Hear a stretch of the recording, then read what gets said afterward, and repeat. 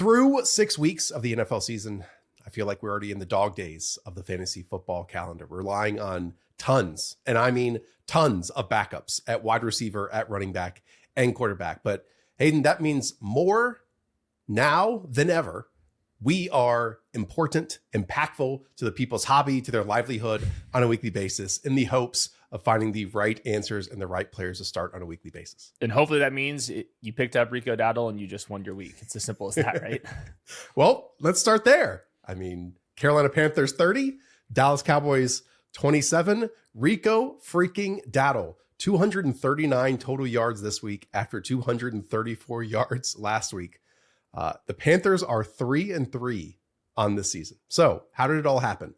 Rico Dowdle had 14 runs of 7+ yards. The Dallas Cowboys, conversely, 0 runs of 7+ yards. After an early Tedero McMillan drop that led to an interception, he comes up huge with 2 touchdowns. The first on a sweet dig and go pattern. You'll love this when you go back and watch it. The dig is supposed to be, on the inbreaker versus zone after, the underneath wide receiver and Xavier Legette holds that safety and instead puts his foot in dirt, gets up the field, puts that safety in the actual mud with his route. And then the second was on a third read. Bryce throws through a blitzing contact defender and connects on that touchdown. Rico Dowdle had his own receiving touchdown in this game. He was the team's leading receiver, for God's sakes. A 36-yarder there with 4 catches, 56, and a tutty. I mean, just incredible stuff. That one was very reminiscent of the Miles Sanders Week 18 touchdown, kind of as the wheel route on the third progression, too. You say that as we're supposed to remember that Miles Sanders play. On the opposite side, George Pickens was simply fantastic. 9 receptions, 168 yards, 1 score, 11 targets. He was completely torching Mike Jackson. He was converting plenty of third downs. What the Panthers were doing was they were playing a field corner and a boundary corner, and they weren't moving off of that. So the Cowboys could easily line up George Pickens versus Mike Jackson. In a way, you thought that he was going to single-handedly win them the game. But in the end, a punt allows the Panthers to get the football. And Bryce Young, now in his 9 career wins, they've come through 8 game-winning drives in the fourth quarter. And again, the 500 Panthers here after week 6. Really gutsy win for the Panthers, who get the Jets this next week. So there's a chance that they might have a winning record. What could go wrong? What can go wrong here? Obviously, the big standout is Rico Dowdle. And I think the first question is, sounds like Chuba Hubbard has a chance to come back this next week. What do you do if you're the Panthers? What do you think will happen between Rico Dowdle and Chuba Hubbard? Context for everybody. Chuba's a captain, well paid. They absolutely love him. He's been productive. He's put the team on his own back when the Panthers weren't very good. Now Rico Dowdle's even outperforming whatever Chuba Hubbard has done the last couple of years. So it's not a problem on their hands. It's a problem on our hands because we have to actually predict what's going to happen moving forward.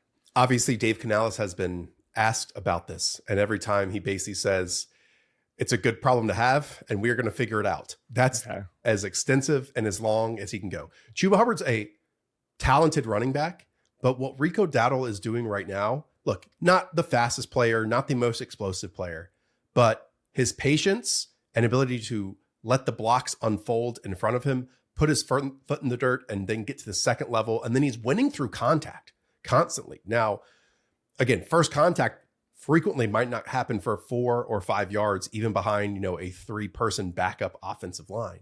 But he's allowing that to play out, finding those gaps, finding those wedges, and then just not allowing linebackers or safeties to tackle him on a frequent basis. So to me, I don't know how you can put the special sauce back in the bottle, despite what Chuba Hubbard has done over the past couple years with this team. What it most likely, and the only real conclusion we can make, is when they do come back and they do split the backfield, Rico Dowdle's calves will not cramp in the fourth quarter like once again they did today. Right. So I'm guessing it's going to be a actual committee where they just let the hot hand right out. Because I hear you that they can't go away from Rico Dowdle entirely. I also just don't see teams bench their captains very often too. That's a big point because, some runners are their most effective after they've got 7, 8, 9 carries underneath their belt. And, Rico Dowdle's punishing style along with his offensive line, that might be the case. So I think it would be pretty frustrating. And it's only natural for a rushing performance to drop down from here over these last 2 weeks. Again, 234 yards and 239 total yards over the last 2 weeks. So I think you have to continue to start Rico Dowdle once Chuba Hubbard comes back, but it goes from a locked in running back 1 to a running back 2, or if you have an amazing team, probably a flex spot. Right. In the context, obviously, they played the Dolphins and the Cowboys, who are probably the 2 worst defenses in the league, or they're right up there with it. So not trying to diminish whatever Rico Dowdle's do, but this is the conversations that the Panthers are going to have. I think it's going to be a committee. I think that we're going to have kind of like a Seahawks situation and let the hot hand ride out. And I'll probably have to rank Rico Dowdle ahead of Chuba Hubbard coming off the injury once they're both back. But yeah, incredible stuff once again. Again, Panthers have like a long history of really good running backs. Obviously, Christian McCaffrey. You can go back to, the Stephen Davis days, the Jonathan Stewart, D'Angelo Williams days. No one in their history has done this in back-to-back weeks, right? So as much as we think Chuba Hubbard is good, to me, it would be just bad coaching to not have Rico Dowdle, if both are on the field, both are healthy, be the starter the next time he is out there, despite one guy, being a leader and one guy being a captain, because Rico Dowdle has been that good. He's been better in these 2 games, to me, than Chuba Hubbard has ever looked. Just crazy.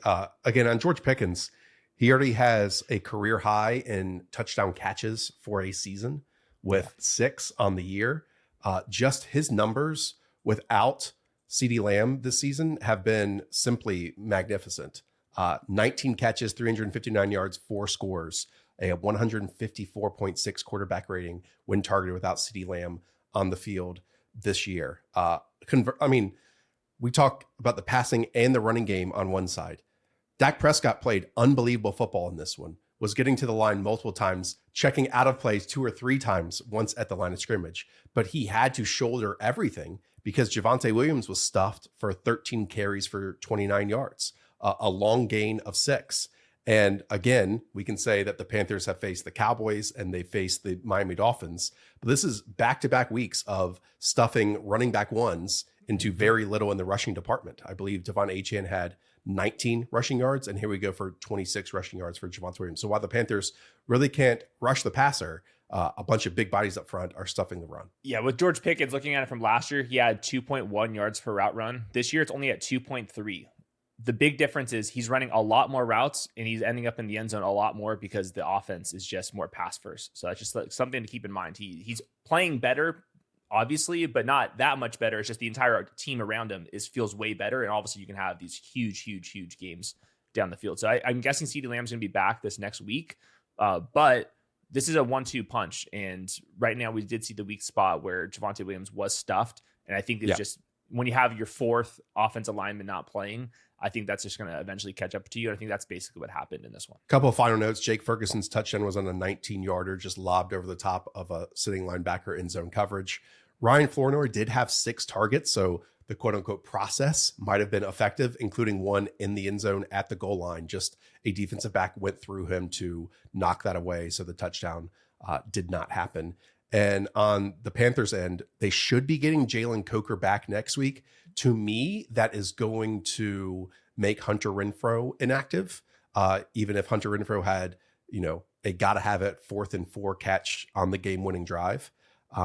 But yeah, you also had a Xavier Leggett, let's say, I can't wait attempted for lateral. Yeah. Okay. Yes. Attempted lateral that then has now been blamed on also Rico Dowdle, who can't go wrong. So maybe he's shouldering this, saying, hey, lateral it to me. But that was not in the playbook.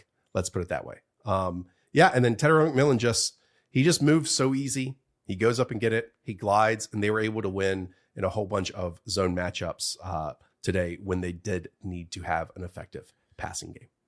My final thing for you here is just the loss of Micah Parsons. Like, this is just a game where the difference probably makes a difference here. And you can't feel Kenny Clark out there when you're rushing for 216 yards. So like, what's the point? Yeah, they didn't stop the run, and then they didn't get a pass rush. This was one of the only games Bryce Young's been sacked only once of his entire career. It's only happened a couple times, and this was without the right tackle. So this was a game where they would have won if they would have had Micah Parsons most likely. So I hope it was worth it. Hope it was worth it. Next, let's talk about the red-hot New England Patriots. posting 25 points down in New Orleans, winning by 6, bringing them to 4-2 on the year as the Saints post 19. I didn't get a single second look on this game, but I can read the box score, and my eyes tell me Drake May, 18 of 26, 261 yards, 3 touchdowns, only 1 sack for a 1 yard. And there's also the team's leading rusher with 9 carries for 28 yards. 3 touchdowns.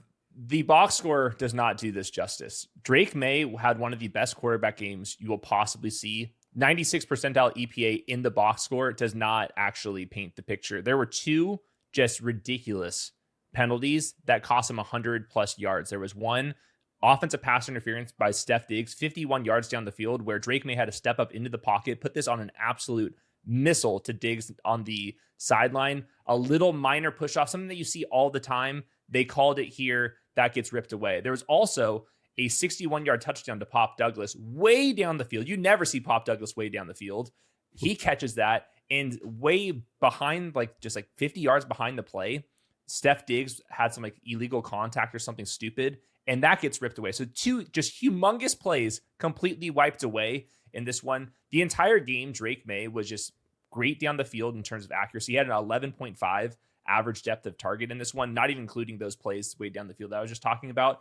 But on top of that, he was just stepping up into the pocket. So there's some under center play action. That was a big touchdown to Pop Douglas. Kayshon Boutte at the catch point had a nice one. There's also a big corner route where he had to take a big hit to. These were difficult throws down the field. Am I impressed with the Saints secondary?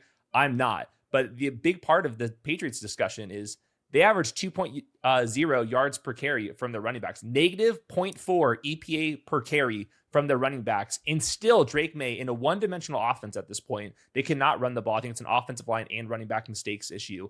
They're still getting all this production through the air. And it's to guys like Kayshon Boutte, Pop Douglas. We're talking about day 3 picks, undrafted free agent types, and he's still getting it done. So I'm as impressed with Drake May as you possibly can be. He is a top 10 quarterback to me, and his arrow is so pointing up so directionally fast.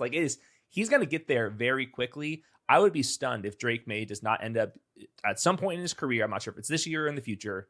He's going to get MVP votes. That's the trajectory he's on. And the only thing you can say about this is you come away super impressed despite getting nothing out of his backfield. Like I said, they're 4-2, and they get the Tennessee Titans on the road next week. So that could easily be 5-2. In our fantasy bubble, we so focus on snap share, touch share, committees, all this type of stuff. And I think sometimes we get so focused in, and the Patriots backfield is an example of this, of, how are they going to divvy up the work when Antonio Gibson is out? Mm-hmm. Who's going to take the load? When in reality, we should zoom out and look at the entire forest and say, there hasn't been a single effective runner on the Patriots all season. So while this is going from a 3-person down to a 2-person, they are literally one of the least efficient and success rate running teams in the entire league. And so you're not getting explosives off that. And in fact, the big explosive that we've gotten is a Ramondre Stevenson catch down the field. And then, and so it's only short yardage touchdowns. And that's what we have to, bank on, because Will Campbell is playing great at left tackle. I'm sure as a pass protection unit, they are maybe overperforming some expectations for them, but as a run blocking unit, they have not gelled. And that is just going to lead to basically zero production for anyone, even if we like some of them.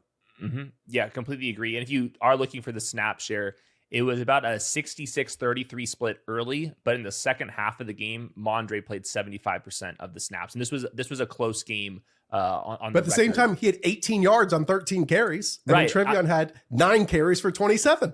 Right. But this was just, I think, to me, another kind of setback game where Ramondre wasn't doing well and Trevion was not able to separate. Well, what is Ramondre doing? He's not doing well either. Neither of them are doing well. But yeah, if Hendo was doing something, this would have been the game where they would have handed the keys away. And in the second half of the game, Ramondre is still out there for 75% of the snaps. So this is just a pass-first offense, and they're pretty damn good at it. They're 3-0 on the road, by the way. And like you said, it's an easy matchup this next week. So we will see better days from Steph Diggs. Steph Diggs was not a full-time player. He ran a route on 74% of the dropbacks. He obviously had that 51-yarder that was called back, and that was just complete crap. But yeah, I'm pretty optimistic about just wide receivers popping up for big plays in this offense. That's how good Drake May is. I think Josh McDaniels calling hell of an offense too. And We just don't know if we're going to get anything out of the running back position, but a brutal day for the backfield for sure. While people are getting there in the wide receiver room, have we now gotten back to the point where it's tough to pick out which ones are going to? Like, again, Steph Diggs, we've had 2 of the last 3 weeks now have been super. They've been fantastic. Kayshon Boutte, when you plug in at the end of last season to week 1, when he had 6 receptions, 103 yards, and then ever since, he hasn't had more than 43 yards or 3 catches. And then here he pops up for 5, 93, and 2. So it kind of just seems a bit unpredictable. I know I'm still going to play Steph Diggs because I believe in his ability in this offense, but it wasn't his day. Yeah, they got a screen target to him. Pop Douglas got a screen target to him. There's not a ton of volume in this one because they had so many chunk plays. So it's like hard to look at the targets when they had multiple huge plays. The big one to Pop Douglas under center play action where he's running a big post route, which you never see. And that was like pretty much max protection. There's only 2 guys out in the route, and Pop Douglas was wide open for that one. So I was largely unpredictable. Most wide receiver rooms are largely unpredictable. The good news is Drake May is very good, and the sample size is enough through 6 games. We know that Drake May is a very good quarterback, and he will only get better because he's only like picking his spots as a rusher. He can have big rushing games whenever he wants to turn it on. He just has not needed to do that because the success rate as a drop back passer has been so high. Yeah. Look, we're waiting for the 4:00 games to get uploaded here, and obviously Sunday and both Monday Night Football games. But if you just take right now, Drake May is the quarterback 8 on the season in points per game with 20.8, which is simply fantastic. You love to see it. I need to ask about our frisky and feisty New Orleans Saints. They kept it close, it sounded like, albeit maybe some generous help from a couple extra officials. Talk me through it. How did Spencer Rattler look? And obviously this running back room has been a talking point over the last week. Spencer Rattler was pretty impressive. In the first half, his time to throw was under 2.2 seconds, which is faster than what even like the Tua offenses are. They were just getting the ball out quick underneath. At one point, he had 10 straight completions. So he was in the rhythm of the offense. If you look at his just passer chart, almost everything was underneath. The exception to that was on maybe in the first play of the game. It was that early. They got Chris Olave on a deep ball where they identified the corner blitz. The corner blitz, he got there a little bit too early. They saw it pre-snap and they threw it right over the top for a 53-yarder. Chris Olave also nearly had an end zone touchdown where it was just good defense. He probably still should have caught it. He did have another drop, but for the most part, Olave was heavily involved underneath. He had that big 53-yarder early on, and then the rest of the game was kind of mediocre for the Rashid Shaheed, Juwan, other kind of guys. Juwan had a big fumble where the ball was kind of punched out right after he caught the ball. But the big thing moving forward for guys like Kendre, guys like Juwan, Alvin Kamara, Taysom Hill does get in there for a goal line wildcat touchdown. And amazing. That just makes it super hard for any of the running backs to get there. Because Alvin Kamara, 31 rushing yards, that's not nothing crazy, but he had 5 for 45 through the air.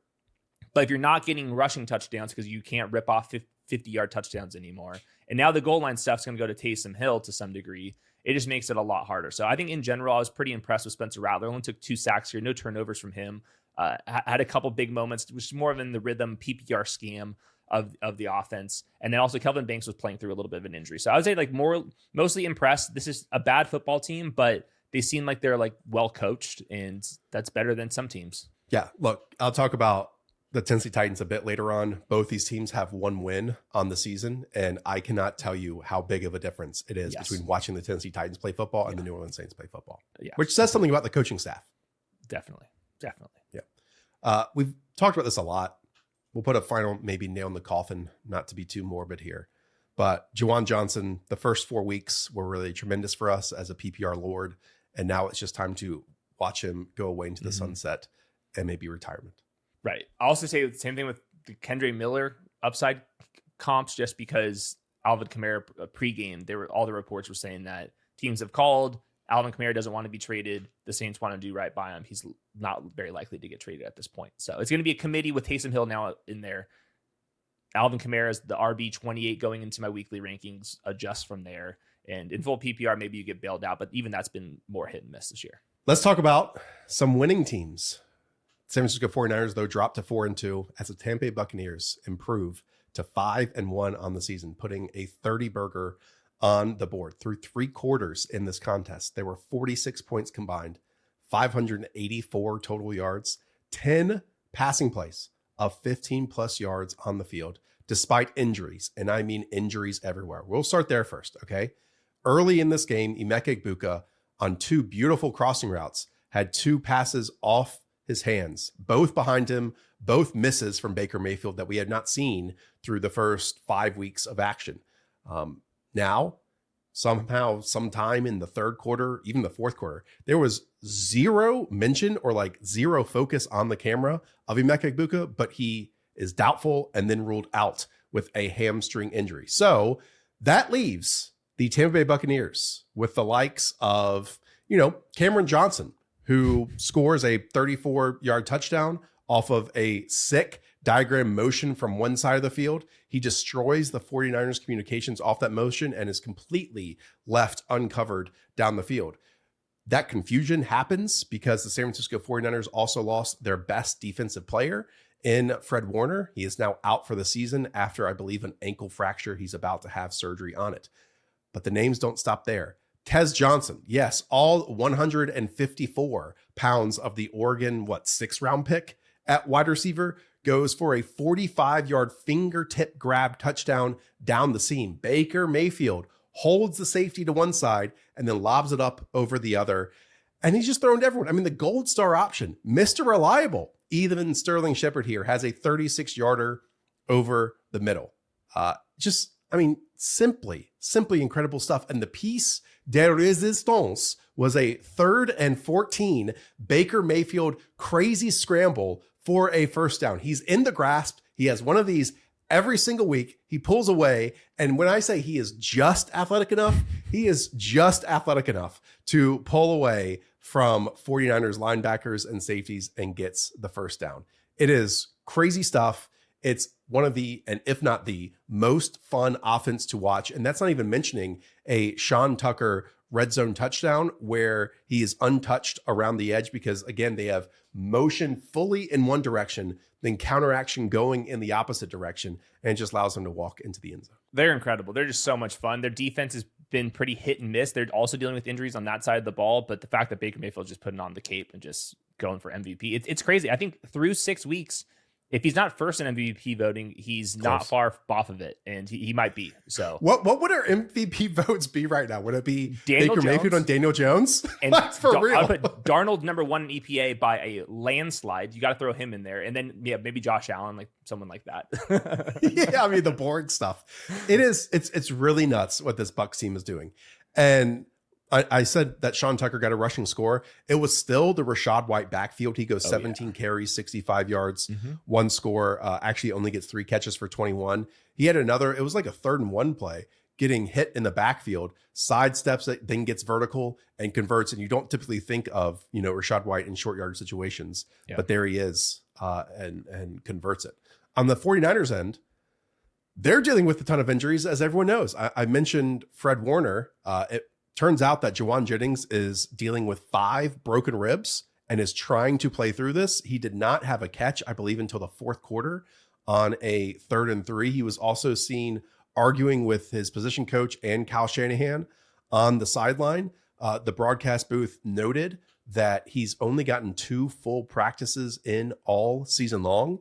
And so in his absence, Kendrick Bourne, off the damn couch, 9 targets, 5 receptions, 142 yards. That's back-to-back unreal games from Kendrick Bourne.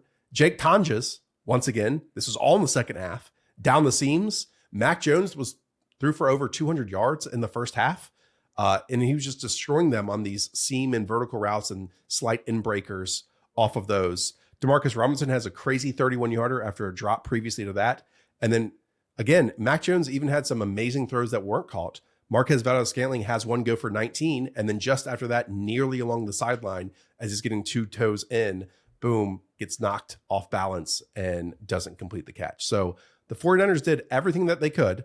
Christian McCaffrey here, again, 57 yards receiving, 54 yards rushing, including a short yardage rushing score. But they just don't have enough right now, and they continue to lose people instead of getting them back on a weekly basis. I thought another pretty impressive start from Mac Jones here, where if you look at his last 10 games, going back to the Jacksonville days, his wide receiver 1 would be pretty much like the MVP in fantasy. So it's at least 76 yards in all 10 of those games. A lot of those are over 100 yards. He's just been super impressive, and that's been Kendrick Bourne now because of the injuries. It sounds like Ricky Pearsall and Brock Purdy are both like questionable at best for next week. So it might just be a very similar group of wide receivers as we saw today, plus George Kittle back in the mix. So Kendrick Bourne, he's going to be in the mix next week for me, most likely. I don't think that Ricky Pearsall is going to play in that one. So, and if it's Mac Jones again, I mean, Mac Jones is leading the NFL in yards per game, and it's not even close. Right. So I know he took some big hits, and he's still coughing up blood on the sideline and grabbing his knee brace, and a couple bad interceptions here and there. But for the most part, that ball is being thrown down the field on time and pretty accurately. So there's going to be plenty of yards after the catch opportunities in this offense. I did want to bring that up because, again, through 0 touchdowns, did have 347 yards, but sacked 6 times. A lot of that is like Vita Vea against Dominic Pooney or, these other offensive linemen and pass rushers that the Bucs have, plus blitzers, like Levante David and Jamel Dean. I think Jamel Dean had both an interception and a sack in this game. The 2 interceptions were not good. The first one was, I believe, like really, really early in the game in his deep half of the field. He either expected Christian McCaffrey to sit or Kendrick Bourne to go out and then in, but then he went in and never went out. And so he threw it directly to a cornerback. And then the other one, and this is kind of when the game totally changed. There was a 4th and 1. It was very clear that the 49ers were just going to try to push it for a first down. Someone false starts. So that goes to a 4th and 6. Oh. And so as Mac Jones had hit some hole shots earlier on, like 1-2 MVS, this time Jamel Dean plays it perfectly and goes up and elevates for an interception instead of the whole shot being completed.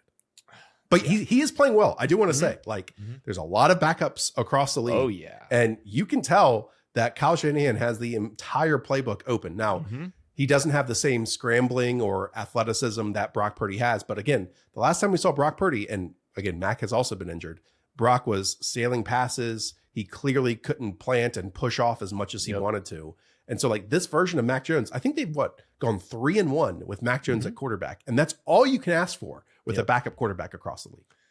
Agree. I think he's going to start next week just because he's been playing well and to get Brock Purdy fully right. Because Brock Purdy has to be fully right for this team to have a chance because their defense is just going to get completely just shredded. No Nick Bosa, and now Fred Warner's going to be out for the year with a dislocated ankle. They just don't have enough star talent on the defensive side of the ball. So Robert Saleh is going to get the best out of them. They got some young defensive linemen that they need to really step up, but Fred Warner and Nick Bosa, it's hard to find better all-pro candidates than those two. So huge losses rest of the season. So this team's going to have to put up crazy amounts of points the rest of the season. So hopefully George Kittle gets back here ready to go, and that can kind of ease the burden on Mac Jones, who once again, 45 dropbacks in this one. Our buddy Davis Maddock posted this, that Kendrick Bourne has been in the NFL for 8 seasons. He had one 100-yard game before week 5 of this year, and now he's posted back-to-back 142-yard performances. So again, with Juwan Jennings arguing with his coaches and also being incredibly injured, I think moving forward, for as long as Ricky Pearsall's out, if George Kittle can come back, who knows? But I think like the wide receiver that we have to prioritize here is Kendrick Bourne of this group until everyone at least shows some level of health. Agree. Question for you, just next week, let's assume all the Tampa Bay Buccaneers wide receivers are out. They get the Lions, who are also decimated by injury. Yep. Baker Mayfield's playing too good. We have to start somebody. I'm ranking somebody in the damn top 36. So is it undrafted Cameron Johnson out of Barton College, your neck of the woods? Have you ever heard of Barton College? No. Yeah, it's North Carolina. Okay, well, it's in your neck I've never heard of Barton College in my life. Well, they found him, and that's just goes to show the Tampa Bay Buccaneers, what an organization. They're finding guys out of colleges you've never even heard of before in your own state. College in Wilson, New York, North Carolina? Yeah. Wow. Okay. 95% acceptance rate over there. You know who might have found him is Josh Grizzard. This is important because Josh Grizzard is from Lizard Lick, North Carolina. And maybe those two places are close by. Let's do a Google Maps of Lizard Lick, North Carolina, and see the distance. Maybe he just like scouted him on a visit back home, you know? Lizard Lick. What is going on out there in North Carolina? Oh, Hayden. They're a 33-minute drive from each other. Like, got it. So we're starting Cam Johnson moving forward. Right. That's it. Right. Okay. Fair enough. By the way, Tez Johnson came out and said that he's 145 pounds. And boy, does he look like he's 145. I've never seen somebody so tiny on the football field. It's wild. What a catch, though. Oh, What a catch. I mean, the 5-1 Tampa Bay Buccaneers, at any point you think regression is going to hit on any given play, and it doesn't. I mean, this year, they've beaten the Texans. They barely lost to the Eagles. They've beaten the Seahawks, and now they've beaten the 49ers. And like you said, it's the Lions up next. That should be very, very fun. Another team continuing their winning ways, the Los Angeles Chargers, go to Miami, become 4-2 on the year as they beat the Dolphins 29-27. Close on the scoreboard, and what instantly pops out to me are two names. Justin Herbert, a casual 264 and 2 scores.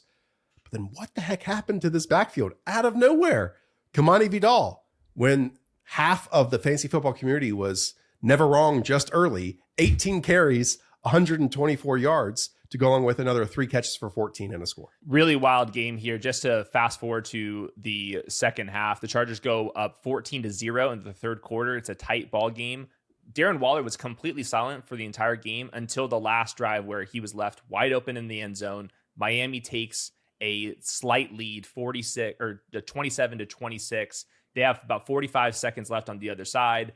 And Justin Herbert made one of the craziest plays where Jalen Phillips, who's massive and an extreme athlete, is draped over Justin Herbert, who just shrugs him off, finds Ladd McConkey, who has a really nice stop and get upfield moment for a huge yards after the catch play to set up the game-winning field goal. So it was really nice to see Ladd McConkey. It was his first big yards after the catch play of the season. He finishes with nine targets, 7 of them for catches, 100 yards and a touchdown. That was great news, obviously, without Quentin Johnston. The matchup was really good through the air. So somebody even like Oronde Gadsden had 7 catches for 68 yards. So he was another guy coming out of nowhere, largely. He even had a fumble, but he stuck with him.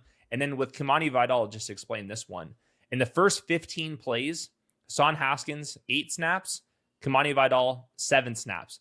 Instantly, though, you can tell Kamani Vidal is just a little bit more explosive than Hassan Haskins. Hassan Haskins ends up finishing the game with negative yards before contact. Kamani Vidal kept getting to the perimeter when they got down to the goal line for a play. It was one of those play actions, kind of just a little boost, like sprint out, where Kamani Vidal is the first read, gets in there for a touchdown. So in the second half of the game, it was all Kamani Vidal, played about 3/4 of the snaps in the second half after winning the hot hand early. So that's how he got it done. It was still a really pass first approach for the Chargers, 69% neutral pass rate in this one. And Justin Herbert made a couple of clutch moments behind a really bad offensive line. So clutch win for just the Chargers going across the country and just picking up a win with a decimated offensive line. And shout out to getting Kamani Vidal going, because they were, calling other teams about running backs, and we'll see if they end up doing that once again. He's still super tiny, but he got it done today. Yeah. Before we talk about the Dolphins and Tua's comments, I did just want to hammer home and finally ask about this backfield. Yep. Obviously, everyone's going to have to go through waivers, and the big waiver pickup was Hassan Haskins over Kamani Vidal. I'm sure both get picked up in many leagues. But Hayden, we always talk about, like, when it's a split backfield, you never know who like the true backup is, and one guy can just totally outperform the other. Like you said, we also sometimes see teams picking up someone as a free agent, like they did Nyheim Hines, or make a trade, which they were potentially doing. Do you think like this Kamani Vidal performance is enough for them for not even just the next 3 weeks? Because we found out that Amarian Hampton is going to be out for more than the 4 games that he is going to be placed on injury reserve for. That this is Vidal and this is Vidal week now. I think that they're probably going to stick with Kamani Vidal, but the context being the Dolphins can't stop anybody on defense, on the ground, through the air. They're just a terrible, terrible, terrible defense. And he was left wide open on a couple of these big plays. So, and it was not a runaway because, like I said, Hassan Haskins ended up playing more in the first quarter, and then just Kamani Vidal won the hot hand. So I think the hot hand will most likely continue with Kamani Vidal, and I think they're going to have to win out on the perimeter more than running it up the middle in general, and that's how they were able to attack this Dolphins defense, who once again, just terrible. You got to start up everybody against the Dolphins. That's not going to change. They're dealing with injuries in the secondary, but their front 7, which is where most of their resources have been spent, they're just not getting enough out of those guys. Do we think the Oronde Gadsden big day was because that Quentin Johnston missed? Yes. Also good matchup. No linebacker for the Dolphins. He fumbled the ball, and it was a pretty costly fumble, like nearly cost them the game, and they still went back to him. He moves more like a receiver than a tight end. He's pretty encouraging for Dynasty. I think that he has a chance to be like Isaiah Likely in this offense, where he kind of pops in there. Definitely more so when you don't have someone like Quentin Johnson. And we'll see about that hamstring injury. Typically, you don't miss only one game from a hamstring, but we shall see with that one. But I think just really encouraging. Ladd McConkey is still very good at football. Has a couple bad games here, but once again, reminder, it's still extremely fast and knows what he's doing out there. So good to see him for 100 yards and a tutty. Okay, let's talk about the Miami Dolphins. And I guess we'll lead with Tua Tagovailoa's comments. He told reporters in his post-game press conference that, quote, players have been late and or skipping players-only meetings in recent weeks. He basically pleaded for direction from coaches to know what their expectations are of players. I've also seen Andrew Whitworth and some other players quote tweet this by saying, hey, Tua, that is your job to lead this and get everyone on the right path. 3 words. It's beyond over. It really is. There are 1 in 5. We'll see what they do about the GM, coach, and also the quarterback moving forward. I think it looks really bad for Tua because these are player-led meetings and the coaches have nothing to do with that. So if they're not showing up, that means they don't really respect you and your time. And then also just with the general manager, who he's the one picking the players to get in here. And if they're not responding to this, then that's not a good look for him. So I know a lot of people think it's like really looks bad on McDaniels, but I thought McDaniels called a good game here and they're showing up to all of the regular meetings that he's calling for. And he didn't have much to say about the players only stuff because that's all extracurricular. But I think it's a sign that the GM has not brought in the right type of players. And then it's a bad sign that they don't think it's even worth their time to go and do all the Tua stuff. So yeah, obviously it's not his fault that other players aren't, showing up, and that looks worse on them. We don't know who those players are, but yeah, I personally wouldn't have said that if I was Tua, but it's all for now. I think they're going to get rid of their GM. There's no reason for the GM to be part of the organization right now. Like he's missed so many picks. Totally. I would just assume that everyone's gone here. And then Stephen Ross has made some crazy decisions in the past. I mean, remember he was fined and they had picks taken away because he was trying to flirt with getting both Sean Payton and Tom Brady in one off season. I've seen some Dolphins fans dreading the day that Bill Belichick is let go from the University of North Carolina and thinking that is a peak Stephen Ross move. Even that's too much for him. I mean, I don't know, man. No, I don't know. It is over for Bill. But I mean, Stephen Ross, again, this is why bad teams stay bad is because of ownership and who they allow to make decisions and when they move on from certain players. Let's talk about some specifics here. I mean, I'm looking through all this stuff and I didn't see a single highlight of this guy. Okay. But Devon Achane still gets 16 carries for 128 yards and 2 scores. What an alpha. He was really, really good getting to the perimeter. And I think it's just a good sign of good coaching with the Dolphins here. The Chargers have a problem right now on outside runs. Remember those touchdowns from Rashad White, and then before that Bill was JCM. Yeah, all these guys were getting to the outside. That was exactly what happened. He had a 49-yard touchdown off the edge where he was basically untouched. You finally saw that speed again. And obviously he catches a bunch of swing passes out there as well. So it was just getting the ball to the perimeter. That was really nice to see from him. Nothing from Aldi Gordon. So this is a full-blown Devon Achane for as long as they're going to be out there and actually showing up for games, so which hopefully is for the next couple of months here. And then through the air, it was all Jalen Waddle, who had a really crazy bobble catch where he finally caught the ball right next to the sideline, finishes with a team high 8 targets. That's 95 yards for the kid again. So whenever it's just been Jalen Waddle, no Tyreek Hill, he's pretty much been a fantasy wide receiver 1. So the touchdowns didn't go his way just because we got the Waller in the end zone, and then Achane scored the 2 of them. But it's a pretty consolidated offense in this one. There wasn't as much Darren Waller, like he's the guy being motioned and design stuff. It was more to Jalen Waddle and Devon Achane in this one. And the Chargers defense is really good, and they scored 27 points in this one. So I thought it was a fine outing for the offense in general. And a couple of those interceptions were not his fault. The first one was just a Jalen Waddle drop where it was a good pass and just right into an interception. And then the last one was the last play of the game, which they were down 1 million points and 65 yards away. So it was really one bad interception for him. So I know it looks really bad on the box score, but nothing you can do about that. So offensive line issues up front were a little bit hidden in this one. I think it's just a sign that the Chargers are missing Khalil Mack in general. Final thought here. I think on Stats vs. Film, we'll go through Darren Waller, and if you saw an increase in snaps, I think in dropbacks he played like 80% of them, which is it was up more. Yeah, accelerated ramp up, which is great. And then Justin Herbert in the second half of this game, according to PFF, 17 of 22, 171 and 2 touchdowns. I mean, the Dolphins, so good. My favorite game here. Where does their next win come from? Some team against the Browns has to win next week against the Dolphins. And then after that, it's like the Falcons, the Ravens, the Bills, the Commanders. So some of these 1-5 teams, a few of them are fun to watch and a few of them are miserable for different reasons. They're still fun to watch enough. There's enough going on here.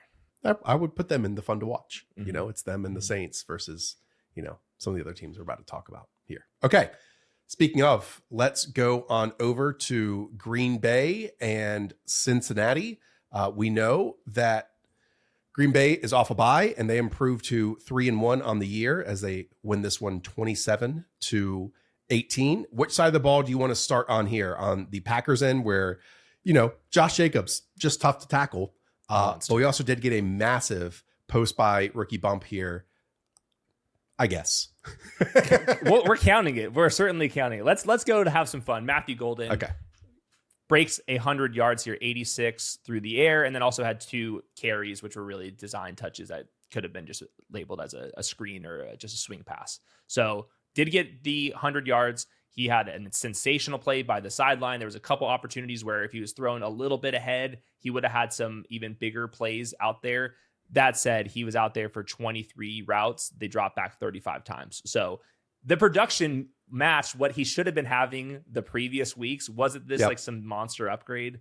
It really wasn't. It's Romeo Doubs and then kind of a rotation where they're getting like even Dontavian Wicks left this game, but in comes Malik Heath for some snaps. So it was not the graduation that we were expecting. And Christian Watson's going to be part of this rotation, I believe, this next week. So yeah, it was nice to see a big play out of him. But this was not just, oh my gosh, good luck defending Matthew Golden the rest of the season. So he's going to be more like the Jaden Reed stuff where he's going to have some big moments. It's going to be hard to predict. I do think he had, 4 of his touches in the first quarter, or even maybe through the opening 2 series. So it did feel like, and I'll go back and watch this game, that they had an emphasis to get him the football. But that doesn't mean he's an every down wide receiver like Romeo Doubs is on the team. There's still only one of those. Yeah. Yep, completely agree. 9 targets, team high for Romeo Doubs, 5 for 55. Did not score a touchdown. The touchdowns go to Tucker Kraft left in the flat and then just barrels into a defender for a touchdown. Just total stud out there. Only 2 targets, so that's not like the ideal usage. But when you're projected for the most points going into the week, all you need is a touchdown, and he got one.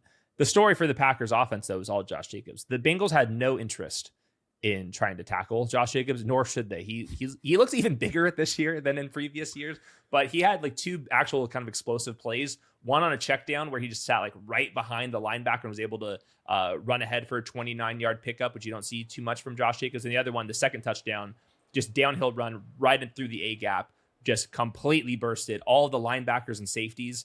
I mean, you were not stopping that train, so they didn't even try. So encouraging stuff for Josh Jacobs. He's now at 21 touchdowns in his last 17 games, going back to when Jordan Love was healthy. That's pretty much Derrick Henry numbers from last year. So we're not going to see as many explosives from Josh Jacobs, like 50-yard carries. But man, this offense is pretty good, and he's in the end zone a lot. I think it was a 16-yard touchdown run where it actually looked like the Bengals were letting him score. Yes. Like the tackling was that bad of an effort where the DBs just like half-ass tackled him, and then he just got straight. I mean, what is that DB going to do when Josh Jacobs is at his full speed? You're not really stopping that. I'm sorry. Crazy. Okay, let's talk about the Bengals here, because I know at halftime, I think Joe Flacco had like 40 passing yards, and then he ends with 219 passing yards and 2 scores. And then you drift down into the receiving box score, 10 catches, 94 yards, 1 score, alpha stuff out there on the field. So they open the game 3-and-out punt, 5-and-out punt, 3-and-out punt, 3-and-out punt, and then have a field goal. So it was not looking pretty, like you said. In garbage time, though, we did get real stuff from Joe Flacco, who, according to the broadcast team, he had to wear the playbooks on his wrist just because he doesn't know the 2-minute drill. He doesn't know the late down plays. So this was obviously a short week, And under those circumstances, I thought he played pretty well, especially in the second half, where your job's fairly easy. Jamar Chase in one-on-one, which he was left in one-on-one in a lot of situations, was just impossible to guard. So there were some penalties that he drew. He was a total menace. 4th and 5 touchdown was just all Jamar Chase at the catch point. So it's him and Jefferson and Puka doing it in different ways. But these guys are so far ahead of the rest of the wide receivers in the NFL. Just a reminder how talented Jamar Chase was. And then T. Higgins also had a couple jump ball opportunities. He was tackled at the 1 yard line, which easily could have been a touchdown if I got another angle. It was that close. And then eventually, I think it was Tanner Hudson who scores the touchdown there. So just under the circumstances, Flacco just getting on a plane, a commercial flight over to Cincinnati in Green Bay. I'm pretty encouraged about what this team's going to look like on offense in terms of fantasy points the next couple of weeks. They get the Steelers, the Jets, and the Bears, and then the Steelers again. The Steelers, they have a good record right now, but they've been allowing a lot of big plays to some pretty bad offenses this season as well. So for the next month, I think we're going to get some good numbers from Joe Flacco, who's definitely better, at least trying to throw the ball to his top wide receivers. There's too many times where Browning would just turn down those throws, and he just let Jamar Chase and T. Higgins be alphas, and they made the most out of it. And I wouldn't even call it garbage time. I mean, this was a 1-score game for a lot of it. Yeah. Mm-hmm. And then the Packers kind of took the top off on that final drive and made it a 2-score contest. We'll go back and talk through it with stats for some, but what changed from the first half to the second half of Joe Flacco's success? If there's something you can point to other than, oh, it was perfectly covered stuff and Jamar Chase was just catching everything. I don't have a good answer. I just know that in the second half, there was a lot of cover 1 snaps where Jamar Chase, either on a slant route or on a back shoulder fade, was just winning his one-on-one opportunities. And I was just kind of wondering, would you want to just run something else? Like the one-on-one with Jamar Chase is like the only way this offense is actually going to be functional. And they just kept letting him do it. Now, it wasn't anything super down the field. Everything was contained. His longest catch was only 19 yards, but turning 12 targets into 10, 94, and 1 is as good as it gets. So I think rest of the season, Jamar Chase, he's definitely in the top 5 conversation moving forward for fantasy points. And I think T. Higgins is definitely in the starter category, at least for this next month. And I'm not sure if this is going to save the Bengals season, but whenever they're on the television, you can actually watch them and not feel disgusting about it. We've talked about the passing game a lot. And by the way, Flacco only took 1 sack here. But do we get any boost here to the running backs? Because obviously Chase Brown was a round 2 or 3 player in fantasy leagues. He's been an abysmal asset so far here. He does go 9 carries for 42. And then in the receiving game, 2 catches for 7. Snaps are almost even. That's just because Samaje plays in comeback mode a lot more than Chase Brown does. And they were in that situation a lot more. There was a couple moments where Chase Brown was getting full head of steam right up the middle. And I thought he was running hard, but only 9 carries in this one. This is going to be a really pass heavy team out of necessity. The Bengals defense is super bad right now. The edge rushers are banged up now on top of it. So it's a really bad situation. This team's just going to live. I think we're going to see very similar box scores as the one we just saw today for the rest of the year. Speaking of super bad, what a transition. Las Vegas Raiders 20, Tennessee Titans 10. Raiders improved to 2-4 on the season. Look, luckily for my own sanity, I have not watched the Tennessee Titans on any Sunday so far live. I've only gone back and watched them on Mondays and Tuesdays. Titans fans, I don't know how you do it. It's even worse when it's all being interrupted by commercials because it's like a slow death that you are watching. Cam Ward, in his opening 24 dropbacks, was sacked 4 times. He also had sack fumbles on top of sack fumbles here. In the end, he went 26 of 38 for 222, 1 touchdown, 1 interception, 6 sacks on the day. I really appreciate what Dan Orlovsky does. I challenge Dan Orlovsky to watch this and say, oh, actually, Cam Ward has been awesome, because Cam Ward was atrocious in this game. Meanwhile, it's not like the Raiders were that much better. You know, Geno Smith once again throws his interception under pressure in this game. They are basically gifted points because of short fields. That he throws a 3rd down touchdown pass to Michael Mayer close to the goal line. Obviously, Ashton Genty gets in one as well. But still, despite playing the Tennessee Titans front, he can only manage 3.3 yards per carry, 23 carries for 75 yards. No one gets anything going anywhere. This was a pitiful performance, pitiful football. Brian Callahan on the mic afterwards says everyone has to play better, including Cam Ward. Hey, buddy, talk to your dad.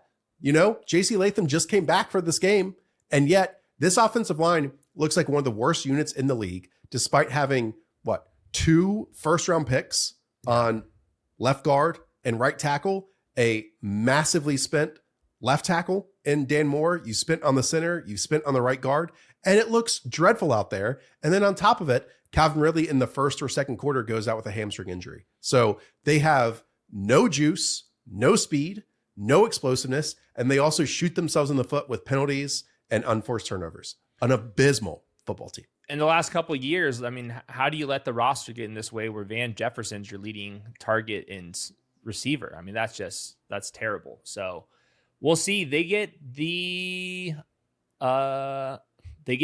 next week. So, and they're at home. So, I mean, nothing more humiliating than Vrabel. Vrabel comes in there and ends it for the next coaching staff. We'll see about that one. Yeah, it's easily the worst team in the NFL. I think, I would even put the Jets ahead of them. I don't know how. 100%. There is no way the Titans should have won against the Arizona Cardinals. That was a self-implosion. And then I don't know how they win another game moving forward. This is one of the worst teams we've covered since together. And look, as someone that has watched a bunch of bad teams and, young quarterbacks on those bad teams, I don't want to say it's all Cam Ward's fault, because it's definitely not. He has made some throws. But then at the end, man, there is no pressure around him. And he's just going back to throw a pass and the ball just falls out of his hands. Mm-hmm. He just got so lackadaisical with it that it's just a fumble, totally untouched and not even trying to, move off the spot. And it's rough.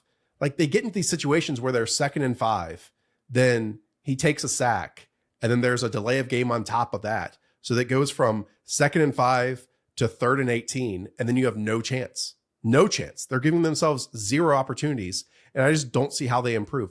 Tajay Spears had some cool plays in this game, but tackle breaking, bouncing off 3 guys, it doesn't matter in the end. Yeah. They are so bad, and so they need to trade Jeffrey Simmons if they really are looking towards the future. And I feel like another team would make that move to try to take them over the top, because he actually made a lot of things happen too.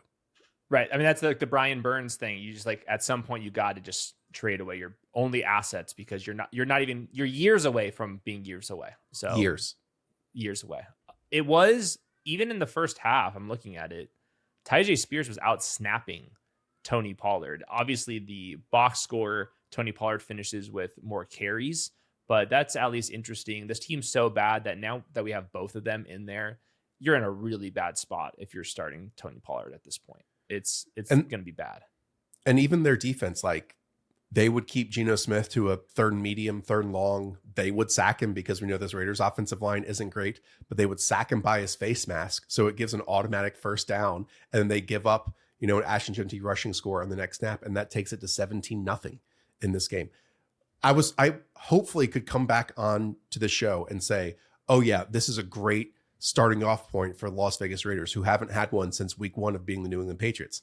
I can't tell you that either, because they didn't look good at the same time. And they get the Chiefs next week. So in Arrowhead. Yeah. I mean, okay. Real question though.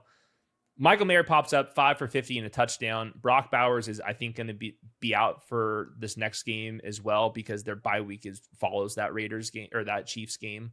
So I'm guessing Brock Bowers is not going to be out there for that one. Where would Michael Mayer being in my top 12 next week? Would that be crazy? Check and release stuff. Geno Smith is holding onto the football for absolute ever and just waiting for someone to pop up. And this team has changed their personnel. They are in 11 personnel today, 75% of snaps. So they're not trying to force a 2 tight end thing out there. They're just rolling with Michael Mayer as an every down player. The frickin' Seattle Seahawks are 4-2 as they go into Duval, beat Jacksonville 20-12.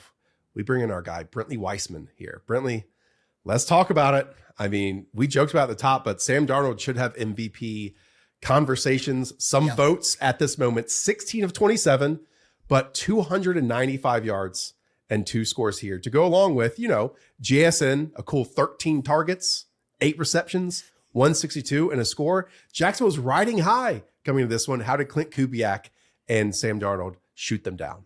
Yeah, Josh. I mean, Sam Darnold definitely should be in the MVP conversation. I thought last year with Minnesota, I thought there may be some flukiness. I thought with, Justin Jefferson, Jordan Addison, that offense, I thought there could be a chance he comes back to earth in Seattle, but he's actually playing better than he did last year. It is remarkable to see his ability to throw with touch, timing over the middle of the field to JSN, his ability to use his legs to extend plays, and then he might be the best deep ball thrower in the league. I mean, his ball to JSN for that 61-yarder was a thing of beauty. They clearly have chemistry. I mean, I think that duo might be a top 3 combination in football right now. It's unstoppable. And if those two are going to do this week in and week out, this team is going to be really hard to beat because their defense is good, they're well coached, and again, that duo is just something special. This is another week. This is every week except week 1 where his yards per attempt is at over 8.9, which is basically about the threshold of what the MVP does. What JSN's doing too, to call him out, it's just outside wide receiver downfield routes. I mean, coming in as a prospect, he was this slot guy, reliable. He's not fast all of a sudden. It's just how technical he is, and the fact that he can break any which way keeps defenders honest. And then all of a sudden there he goes once again down the field. So we're like bordering on a 50% target share in this one. And I agree with you, Brentley. The Sam Darnold stuff, he's making plays a little bit out of structure in moments. And some of those pressures would be fumbles or just throw the ball away in previous years. Now it's like create eyes downfield, throw the ball. So I can't wait to go back and watch this one. But like you said, Sam Darnold and JSN for this year only, it's been one of the best duos in the league. I think he averaged 24 yards on his opening 5 play action passes in this game. He was, and we know it's coming. Everyone knows it's coming, and it's right over your head again. To be honest, it isn't too dissimilar to how New Orleans opened last season when they were the best offense in the league in the opening 3 games with Derek Carr and Chris Olave and Rashid Shaheed, and then it all fell apart because they all got injured, right? But now we're getting it through 6 weeks. And it's one of the best offenses in the league. Well, we'll put a pin in the rushing game. But let's first talk about the Jaguars side of this because, I mean, Brentley, I'm looking at just the stats across the board, okay? They ran 68 total plays. Both teams had 12 offensive drives in this game. And yet the Jaguars, who again had been doing great despite maybe shooting themselves in the foot a bit too often, scored a touchdown in the first quarter and a touchdown in the fourth quarter. What the hell happened in between there? A lot of sacks. I mean, Trevor Lawrence was sacked 7 times today. He had just no time to be, kind of calm in the pocket. He was always under duress, just sim blitzes. Mike McDonald had Trevor Lawrence in this offense in a blender all game. So that really, really hurt them. I mean, when Trevor Lawrence had time, I thought he played well, actually. Delivered some good passes down the field. Him and Brian Thomas Jr. connected on a touchdown. I think it was more of a coverage bust than anything else, but that was good to see. It was actually Brian Thomas Jr.'s best game, I think, of the season. I think he had, 80 yards, a touchdown, 8 or so catches. So he was really impressive besides the one drop. But really, Josh, it was just the pressure. I mean, Seattle's front 7 is phenomenal. They're really well schemed, and they were just all over Trevor Lawrence. They couldn't get anything going on the ground. They just kind of got owned on the line of scrimmage. Hayden, I have the stats here. Seahawks defense, 33 pressures, 7 sacks in this game. And we talked about it with an injury heading into this one. Yep. Robert Hainsey came over from the Bucs to work with Liam Cohen. He had played at a really high level despite being, replaced by Graham Barton on Tampa Bay's roster last year. And then if he's missing in this game and you combine that with Seattle having, Byron Murphy, who they just spent a first-round pick on, Leonard Williams up front too, there was no contest here. And also, he's just knows the offense better than anybody else on this team because he's been in it previously. So you remove him. This is already the team that was struggling the most on just line up and snap the football. They could not do that. And I want to ask Brentley about this one.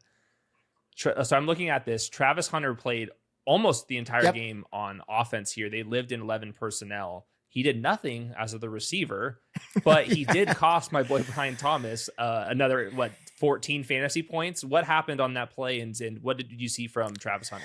Yeah, so I think I was reading this was the most snaps he's played on offense so far this season, so that's good because I do think moving forward they need to get him the ball and have him really be a part of this offense. So that's encouraging. But yeah, man, it was pretty brutal. So Trevor Lawrence hit Brian Thomas Jr. deep. It was actually a crazy play. The defensive, the corner. It's basically intercepted, the right? corner And it went through the corner's hands up into BTJ's It was crazy. hands. The corner had it. I was like, okay, clear pick. It just bounced up off his chest. BTJ's is right here, catches it, touchdown. I'm like, oh, let's go. And then Trevor, it's all because Hunter was lined up offsides. Like he just was literally just above the line of scrimmage, like crazy penalty. And so, but back to Hunter though, he had one good play, quick little pass, made a guy miss, and you see the ability with the ball in his hands, like you see that explosiveness. And then just they do nothing with him. Like it's wild, it's mind-boggling. Yeah, that was a 14-yard reception, Brentley, and then he had another 3 catches for 1 yard. Besides it's crazy. That. So despite him playing all on offense, which Hayden, we were expecting in this game, it amounted to nothing. And he said post game that he talked to the referee, and the referee they came to an agreement that he was onside, but then the penalty flag was. He clearly wasn't.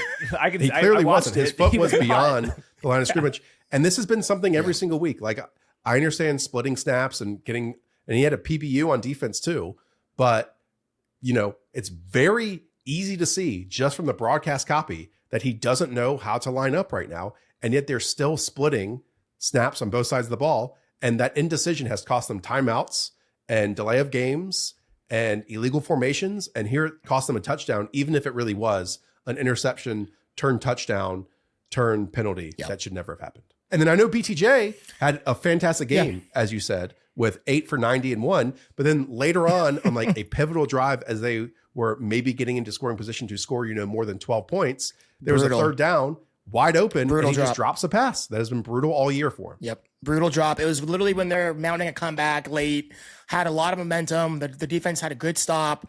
They're driving, and third, I think it was 3rd and 7 or something like that, and BTJ just hits him right in the hands, just drops it. Inexplicable drop. And those have been costing him issues all season. So I think it's more mental with him. I don't know what's going on, but yeah, he just looks kind of defeated on the sideline as well today. Okay, let's talk about this rushing attack on both sides. First, since we're on Jacksonville, we'll go there. So last week, Travis Etienne, in a win over Kansas City, goes 12 for 49 on the ground.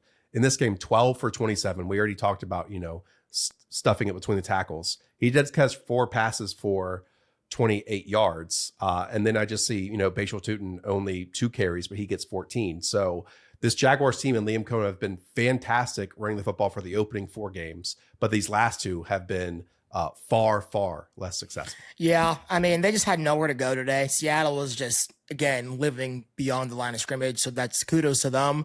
I will say one positive ETN stat, I believe, is this is the most snaps he's played all season, so it's definitely becoming more of just a bell cow operation in Jacksonville. Bashal Tutin and LaQuint Allen, they're not really factors right now at all. So pretty much all of the usage is going through ETN. So I think there will be better days ahead for him. But today was just, their offensive line got just destroyed from start to finish today. So not a lot of room for him to go. Yeah. And then the final one in the Seahawks here. Ken Walker, 10 carries, 34. Zach Charbonnet, 12 for 24. They each catch 1 pass. There was this, I'm just going to say, insulting drive in the red zone to football, where they're 1st and goal from the 10-yard line. Zach Charbonnet gets a 6-yard run. Then they run again from 2nd goal from the 4-yard line, 0-yard run. Then 3rd and goal from the 4-yard line. They run it to Zach Charbonnet again for a negative 2-yard run. I point this out on Twitter. People get upset. Well, Ken Walker do even worse. Look, I guess Seattle thinks so because they're putting Ken Walker or they're putting Zach Charbonnet in these positions. But his stuff rate in terms of gaining no or negative yards is higher than Ken Walker's so far this year. But it doesn't matter because if this is the case and neither one are scoring and it's not successful overall, then neither one are scoring fantasy points for us. Yeah. No, Josh, I tweeted last week or maybe a couple weeks ago, I don't understand the just reluctance to let K9 eat. Let him be the guy. And I don't know why they're trying to make Zach Charbonnet a thing. I personally don't see it. I liked him as a prospect. I think I was wrong. He has no juice. Unless he's breaking tackles, he's not really doing much.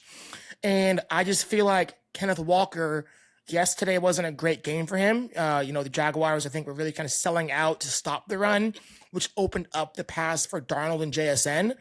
But I just think from a talent perspective, it's not really close. And the fact that Charbonnet out-snapped him, out-touched K9, to me is egregious. And so hopefully moving forward, they will switch that. But again, I see no reason why that's going to happen. So I think if you're managers of K9 or Charbonnet, you're in a tough spot. You're in a tough spot because I think it's going to be that timeshare. And if they're not getting touchdowns, they're not really producing fantasy stats.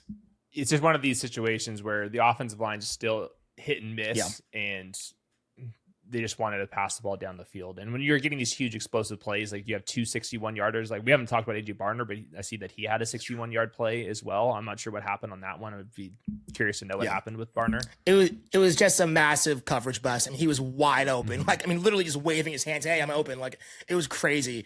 And then he had some good after the catch moves. I mean, he's a good athlete. I didn't realize that. Yeah, he's like making guys miss, like huge stiff arm. So that was a really good play for him. Okay, good. Next game, the 5-1 Indianapolis Colts beat the Arizona Cardinals in a really close matchup. I can't wait to hear about this one because we know Jacoby Brissett started in front of the injured Kyler Murray, and that led us to 72 yards and a red zone touchdown for Trey McBride and Zay Jones as the leading receiver, because I know Marvin Harrison Jr. left in this one, but we have to start with the Colts, arguably the hottest team in the league. Daniel Jones, 212, 2 passing scores, another rushing score on top of it. And copy and paste JT every week, 21 carries, 123 yards, and a rushing score. Yeah, I mean, we talked about MVP for Darnold. I mean, like, I'm going to come on this show every Sunday if I watch the Colts and talk about MVP for JT. I mean, just the ability to rely on him when the Colts need a drive is phenomenal. Because let me tell you, I mean, Daniel Jones did not play well today. The first 3 quarters was not good football by Daniel Jones. He threw a pick, should have thrown 2 because Buda Baker dropped one completely. It was like right in his hands. And he was just making bad throws, making bad decisions, which kept the Cardinals in this game. But late in the game, when they needed drives, when they needed to score points, because they were down for a little bit in this game, what'd they do?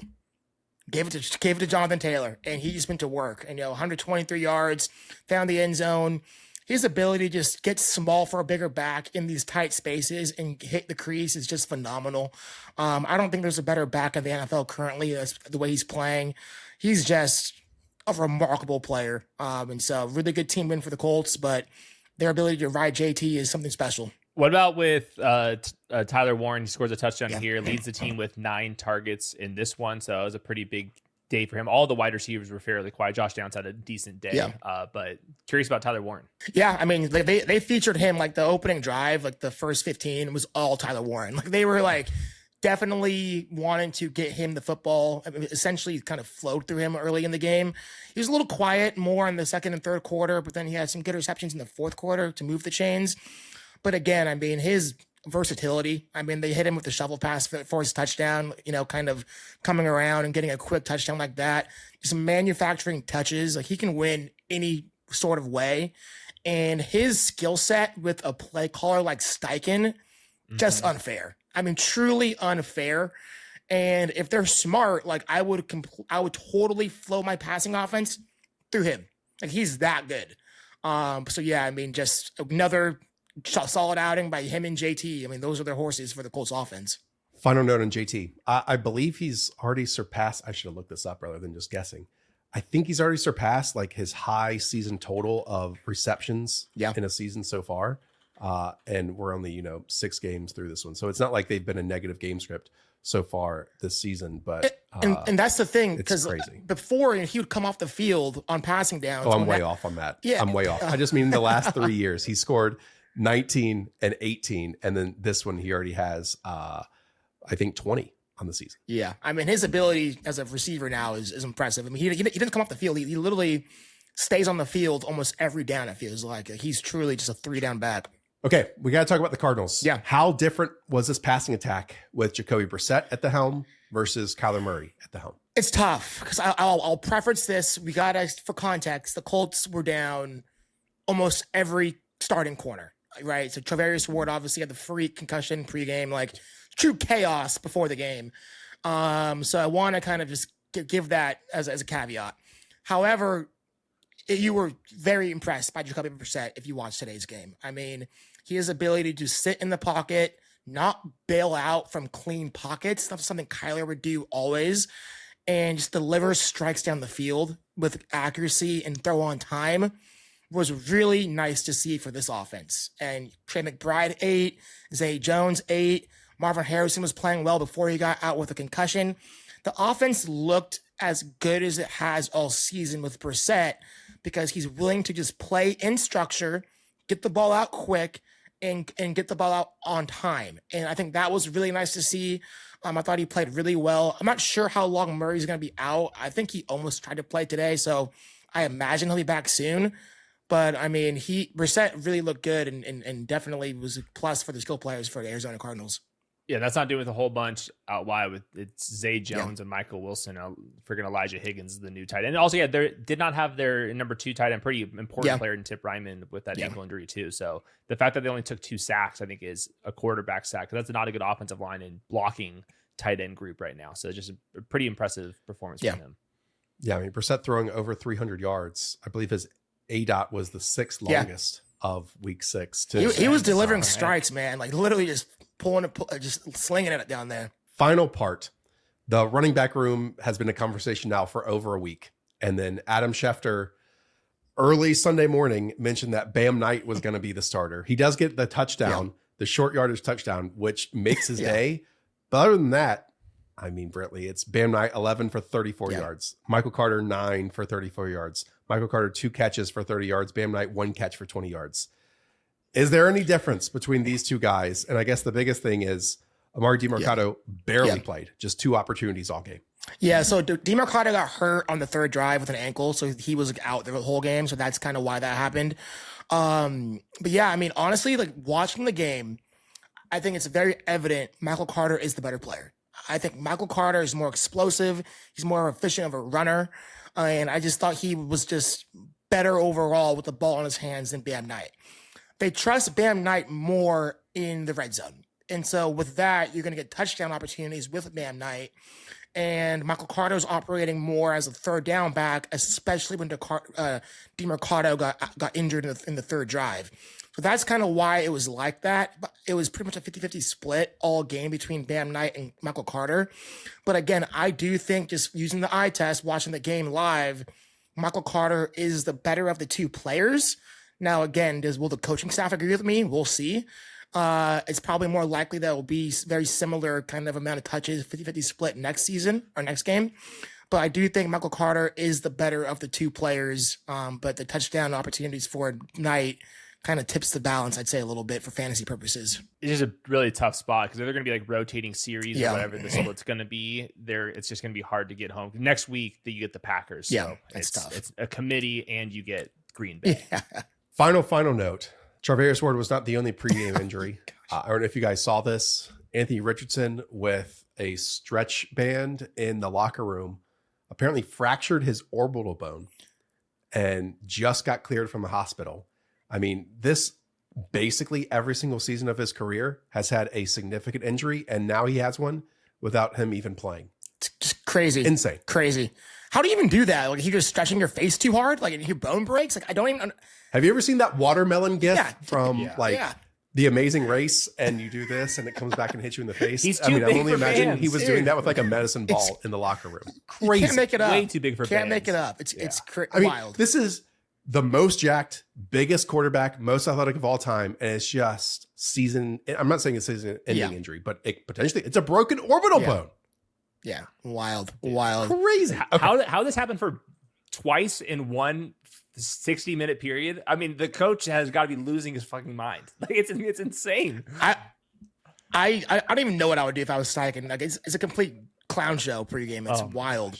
One last note though, A.D. Mitchell, healthy scratch today, so that's not trending well for him. Okay, let's close things out with you, Brentley, with the Pittsburgh Steelers. Yep. And we just talked about a whole bunch of 4-win teams. The Pittsburgh Steelers are a 4-win team. They're 4-1 on the year, beating the Cleveland Browns 23-9. I mean, the stat sheet looks good from a passing game department. Yeah. Aaron Rodgers, 21 of 30, 235 yards, 2 scores. And once again, DK Metcalf, just on 4 catches, 95 yards and a touchdown. Yeah, the Steelers were just really efficient moving the ball. I mean, the Browns were able to get some pressure, but Rodgers got the ball out fast. He was really just feeding the ball to DK, who was, gosh, Tyson Campbell is going to have nightmares of DK Metcalf tonight. I mean, he was food out there, and DK was just had him, man, had him from start to finish. So that connection is really good. Darnell Washington, he's playing really well. He had the most snaps on offense for the tight ends this week. So that's trending like he's tight end 1 in Pittsburgh. But they just were able to make plays, get in field goal position, and then Rodgers had a really, really kind of vintage play for the touchdown. He's rolling to his right, directing Connor Hayward in the back of the end zone to go inside, pointing inside. Throws a cross body with enough velocity to get it in the tight window. Very vintage Aaron Rodgers play. But then 2 plays before that, he had DK open on a long, 60-yard just down the field and threw it 10 yards underthrown. So I think his arm is dying with the deep balls, but there's enough velocity for him to get it done kind of more on the short and intermediate edge of the field. But a really good team win for the Steelers, who are quietly, they're 4-1. So very, very quietly looking good for this season. Coming out of the bye for them, I was curious if Caleb Johnson was going to have any role. Just looking at the box where he does get 6 carries in this one. Now we're looking at a 3-back committee: Jalen Warren, Kenneth Gainwell, Caleb Johnson, all held out of the end zone, so nobody gets home. What should we expect for these 3 moving forward? Yeah, I wrote down. Caleb Johnson had 1 run. I think it was kind of right at the end of the first quarter. He gained 9 yards for a first down, and you see that explosiveness. You see the talent on that one small sample size, and then they just don't get him going, And I do think Jalen Warren had a really good game. The stats may not show it, but he looked really impressive whenever he had the ball. So if I was the Steelers, I would try to get Johnson more involved at the expense of Kenneth Gainwell. I think he's the replaceable skill set of the 3. But Gainwell is the one that had 6 catches. Obviously that had been Jalen Warren in the past with all the receiving work. So now is Gainwell the passing down player? Yeah, so that's the wrench. That's the wrench because Rodgers loves throwing Gainwell the ball. I mean, he's literally on record saying that. So that's the wrench here. But I do think they have to figure out a way to get Caleb Johnson more involved. He's a 3rd-round pick. You drafted him early. Right. So you got to figure out a way to get him on the field. Let's talk about the Browns, because in recent weeks, Quinshon Judkins, even when this team is 1-5 and losing these ball games, is getting 20, 25 touches. In this game, he gets 12 carries, no receptions, and meanwhile, Dylan Gabriel drops back 58 times. 51. I know you're an Oregon guy, Brentley, but spin it to me straight, because when I look at Dylan Gabriel's passing chart, there's a literal ceiling 15 plus yards down the field. So I know this offensive line is bad, but when you are working from 15 yards and in, and now Quinshon's your best offensive player and he's not getting the football, bad things are going to happen for the Browns. And that's why they only score 9 points in this game. Yeah. I mean, look, there was times Dylan had good moments. He was let down by his receivers. I think there was 4 drops. So it wasn't all on him. However, as an Oregon guy, it pains me to say, he's just not an NFL starter. He's not. He's really not. He doesn't have the arm talent to attack every level of the field, and it's evident. He really feels comfortable checking the ball down and throwing within that 10 to 15 yard window. And even he does throw the ball with good accuracy. It's on time. There's some good there, but the Steelers just, had everyone kind of loading up the box and dared him to go long, go vertical, and he couldn't do it. All right. And so they were able to just tee off on him. I think he was sacked 6 times. The Browns offense line's terrible. So it was an ugly day for the Browns offense. Hayden, do you think this is a one-off for Quinshon, or is this kind of the worry now that Dylan Gabriel is the starting quarterback and they might just, pass the ball more in the second halves versus they were just running the ball still in the second halves? He ran around on 26% of dropbacks. So that's the frightening conversation where you're talking about it, where he kind of looks like the Derrick Henry on the Titans, where he's going to have some big moments, but those teams had better offensive lines than what Cleveland's dealing with. So he's going to be super hit and miss, and you pretty much have to play him because he's so good, but does not come up with a catch when the team dropped backs basically 60 times in this one. That's never good news. I did see a couple of injuries. I think the Browns offensive lineman got rolled up on again. And then I think David Njoku was in and out of the lineup. Was there any news there? Because I see Harold Fannin has 7 for 81. Yeah, so Jack Conklin got out with a concussion, I think, in the third quarter, and that obviously didn't help matters for the Browns offensive line. And then Njoku got hurt. Like he tweaked his knee, I think, early in the second quarter, and was in and out of the game. And then in the fourth quarter, I think he re-aggravated it, and then it was like gone for the whole fourth quarter. I think there was 35 offensive snaps in the fourth quarter, if you can believe that, for the Browns. And yeah, Harold Fannin just dominated. I mean, he was really impressive. If Njoku misses any time, Fannin is going to be dominating targets because Dylan Gabriel felt really comfortable feeding Jerry Jeudy and Harold Fannin. Like, they dominated targets, and they both had good days today. It only took until week 6, but I'm seeing someone in a box score that I literally think is a fake football player that I have never heard of. Someone named Gage Larvadane had 4 targets, 2 catches for 22 yards. Hayden, tell me a single thing about Gage Larvadane. I know nothing about this man. Brentley? Yeah, I literally never heard of him before until today. I was like, who? I literally was like, who is that? It's like the Kiki Palmer meme. Like, sorry to see this man, but I don't know him. Gage Larvadane, a wide receiver who went to South Carolina. Oh, shoot. Apparently. Wow. 5'8", 171. 22 years of age. Final point here, and we'll talk about the stats versus film because I'll go back and rewatch it. Jerry Jeudy's been non-existent all season long. He does pop up here for 13 targets. Yeah. I'm assuming at least one of those drops that you were talking about was in his direction. I think he had 2 drops. Jerry Jeudy, he had 2 drops. I'll raise you. Yeah. I'll raise you to at least 2. Yeah, he had 2 drops. But no, Dylan Gabriel was feeding Jerry Jeudy. Like, it's very evident that that's his number one target. They sat together on the bench after drives. Like, they have some sort of relationship, I feel like. So that, like, for PPR purposes, like, Jerry Jeudy is a guy I would consider playing because he's going to be getting a ton of usage with Dylan Gabriel. Josh, I know you love this, but I did refresh the model halfway through the day, and Jerry Jeudy was number 1 in usage. Yeah. So the spreadsheets are loving him. Yeah. Loving him. I can't do it. Brentley, thanks for your time, man. Appreciate it. Nope, always good. 3 games to go. Let's go. Los Angeles and Baltimore. At one point on the schedule, hey, now we're to circle this one. Not in week 6, as the Rams win 17-3. That drops the Ravens to 1-5 heading into their bye week. The Rams are 4-2, but I mean, just 17 points on this Ravens defense. I think the number one talking point is also Puka Nacua leaving with an ankle injury. Really big news going just in before halftime. Just kind of like hits his ankle, and it wasn't like a normal high ankle sprain. It looked like goes into halftime, comes out of it, and tries to plays about a half dozen snaps, wasn't very involved, and then calls it quits. The context for that moving forward. The Rams are in London next week, 9:30 a.m. game again against Jacksonville. Kind of an interesting game for what it's worth. And then after that, it's their bye week. If I had to guess, just looking at the schedule, I'm going to guess we're not going to have Puka Nacua the following week, and then they have the bye week to heal him up.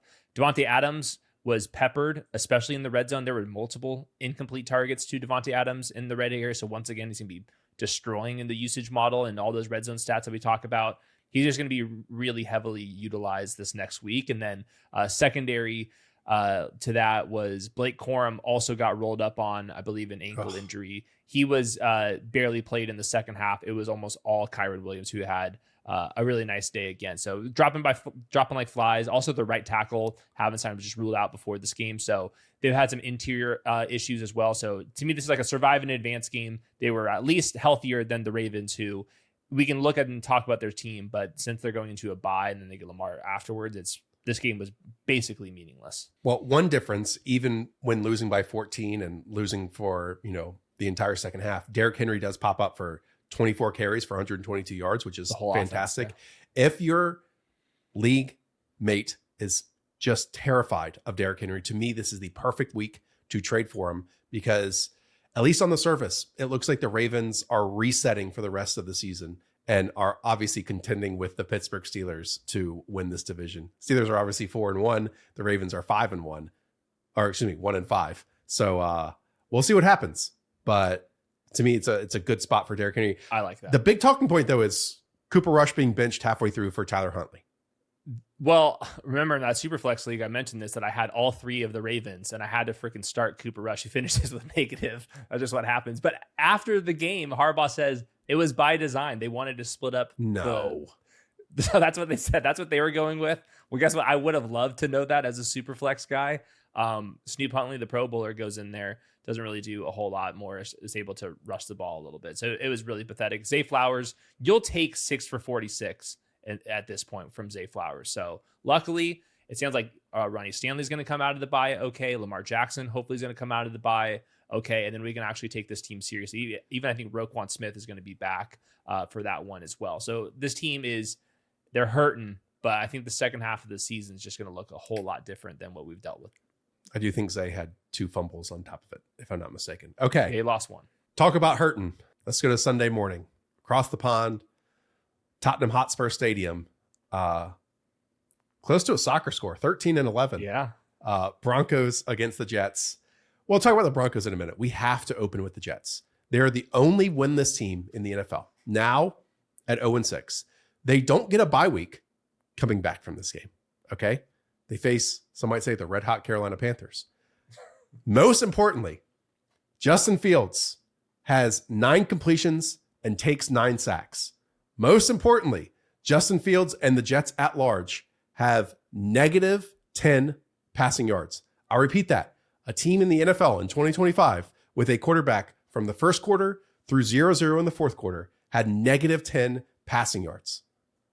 Where do we go from here? Well, a lot of the subscribers to our channel, we have your data, and we can see that a lot of you guys are younger than 30 years old. That means you have never seen a game where they've had -10 net passing yards, because the last time this has happened has been 1998. I was barely alive when we've seen a performance like this one. My least favorite part of all of this is Aaron Glenn has the audacity to go to the media and be like, how dare you ask about the quarterback change? What is up with this? Can we get over this? I believe it was Rich Samini who asked about it, who's been covering this team for years and years. And it's a totally normal question to ask. Like Aaron Glenn, I think it was his introductory press conference or his second one, gave it back to the media and was like, hey, you're not going to bully me. Okay, that's easier to do then. And it hits different now that you're 0-6 and look like a terribly run franchise and a poorly coached operation. Yeah, it's definitely bad on defense. Obviously, they held the Broncos here to 13 points, but up until this point, the defense was as big of an issue as the offense. The Justin Fields thing, when I saw the quote initially on Twitter, just the without context of it, I mean, you could read that as, obviously, we're changing the quarterback. How dare you ask this? But apparently, they're going to stick with him. All I know is they got guaranteed money next year with this. So I think this just shows you how inept the entire franchise is really. And I'm sure Aaron Rodgers getting a good laugh at this. Garrett Wilson definitely not laughing at this. Gets 8 targets, but only 13 yards. Tyrod Taylor is definitely better for fantasy for Garrett Wilson, and he's probably gives the team a chance to win football games. But the best interest for this team is to keep running out Justin Fields and keep losing games and get the first overall pick, because luckily the Titans have somehow won a game, but it's going to be a race between these two teams. And it's pathetic on both sides. And I do think that we should be calling out the coaches. You can't be an a-hole and suck. You can only be an a-hole if you're really good. Breece Hall gets 22 carries for 59 yards, and then Isaiah Davis pops in there for 2 for 2. It is so one note. It is so funneled that, we're just going to try to run the ball and have no in-series passing offense. I believe Justin Fields on his sacks held the ball for over 5 seconds on them on average. Ridiculous. But then his time to throw otherwise, Hayden, was at 2.49. So it's first where you get the ball out, or I'm holding this and a negative play is going to happen. Week 1 is an eternity ago. Hand up. All right. In week 1 against the Steelers, around mid fourth quarter, when it looked like the Jets were going to win, I tweeted out, and producer Weaves, I'll send this to you. I said, love this for Jets fans. They deserve it. I ruined your season at the end of the third quarter of week 1 as a major mush. I also look at the roster, Hayden. You could make a case. This team's terrible. The next 3 games, the Panthers, that is a winnable game for the Jets. The Bengals, that's a winnable game. Then the Browns after that. But also, you can easily make the case that they're 0-9 and played 3 of the worst, franchises right now. It's so bad. It's one of these situations where everyone's wrong. Everybody is wrong. The ownership, the general manager for thinking that Fields is the solution, to the head coach who just hate the press conference on top of the the actual performance. Negative 10 yards, Josh. Like we might be retired by the time, we ever see this again. The same number of completions as sacks. And also losing 55 yards on 9 sacks is like pretty difficult to do. Those are some deep sacks you're taking. Like we can't even get Mason Taylor off of play action into the flats and getting a catch. He only gets 1 for 2. And like you said, Garrett Wilson with most likely Patrick Surtain blanketing him 3 for 13. Okay, but what about this? They almost won. I mean, can we get to the Broncos? What the hell is going on with them? It felt like to me that the only successful things that were happening were the same diagrammed like shot play things that Sean Payton relied on last year to get the offense jump started.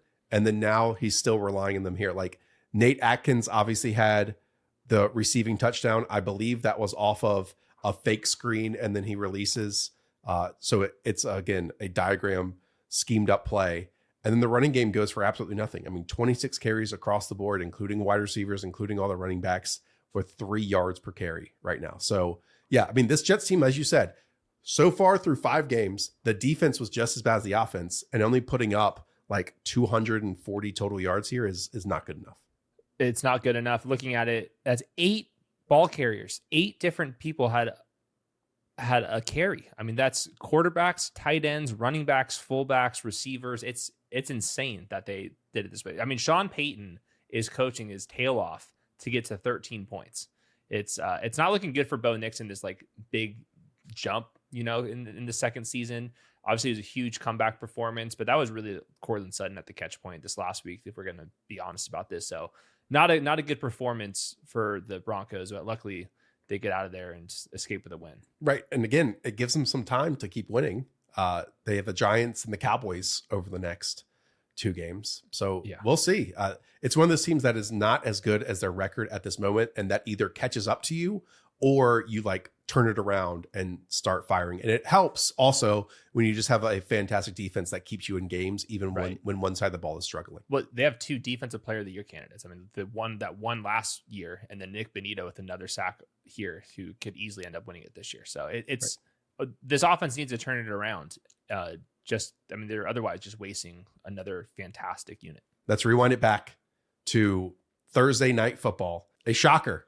The New York Giants 34, Philadelphia Eagles 17. I mean, there's a number of layers that we can go through here. Which side do you want to start on? The Eagles side or the Giants side? The Giants. Let's have some damn fun. We've got a freaking win for Jackson Dart. Okay, take it away, because Jackson Dart goes 17 of 25, 195. And then the man, the myth, and already the legend, Cam Scatterbo. 15 faces run over on way to 19 carries, 98 yards, and three touchdowns. Pretty insane stuff from the headbutters. These 2 guys are just the character. Just the fact that we got through this injury tent and they both survived this, and Brian Daboll was able to calm down after the fact, and the fact that they were booing Russell Wilson within 2 snaps, and then they ended up getting Jackson Dart with Daboll was booing. I saw him. Well, he wasn't watching the plays. He was still in the injury tent with Jackson Dart. Yeah, unbelievable performance from these 2. Like, obviously, it was just insane that they did this with their outside wide receivers being Jalen Hyatt, who's really struggled, and little Jordan Humphrey was the one that actually made a couple clutch plays throughout this. Like, that's the state of this team. So the fact that they can go beat the Eagles shows, how feisty they potentially are, and a little bit of life with Jackson Dart, who had another 13 carries, and he's going to probably be a fantasy quarterback one with how much he runs the ball, and then just shows you about the state of the Eagles vibes and general offensive performance. So yeah, the normal drop back game is still super hit and miss, but Jackson Dart has a live arm and he's getting it done. And just having Andrew Thomas back at left tackle is like a huge boost to the entire offense. And we had the test with Tyron Tracy, and Tyron Tracy is not going to matter. It's Cam Scatterbo, who might be a top 10, 12, 15 running back for the rest of the season. And then Jackson Dart, all vibes. Let me ask you this question. We have 3 starts here for Jackson Dart, and you can combine it with, his prospect stuff. Okay. What quarterback does he remind you of so far in his play style? Because I think you could look over to the opposite sideline and say that in a perfect world, Jackson Dart will win in similar ways to Jalen Hurts in terms of, hey, vertical routes on the outside, and then can make things in the scrambling game, and at times like drop his eyes and do some crazy things, but it's on like the extreme positive side of the fence now with it being successful in the rushing department.